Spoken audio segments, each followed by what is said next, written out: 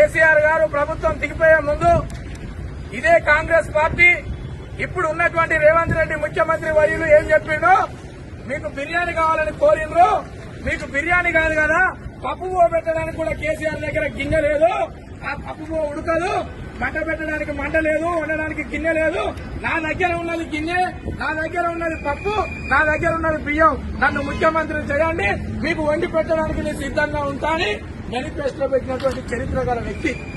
ఆ మేనిఫెస్టో పెట్టినాక ఏమైంది? నేను ఇయాలనే సంసారం చేసినా, ఇయాలనే గద్దెనెక్కినా, నేను చదువుకోవడానికి కొంత టైం కావాలన్నాడు.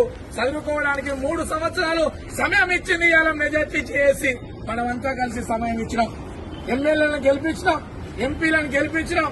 నిన్న కాక మొన్న మున్సిపల్ ఎలక్షన్ లో కూడా ఈ ఆర్టీసీ బిడ్డలు నిన్ను నమ్మిన కనుకనే, ఈ ఆర్టీసీ బిడ్డలు ఇంకా నిన్ను నమ్ముతున్నారు కనుకనే మీ వాళ్ళను మెజార్టీగా గెలిపించి మీకు పట్టం కట్టింది. అయినా మీరు కుర్చీల కొరకు చూస్తూ ఉన్నారు. ఈ కడుపు కాలిన కార్మికుల సమస్యల్ని పరిష్కరించమని అడుగుతా ఉన్నాం.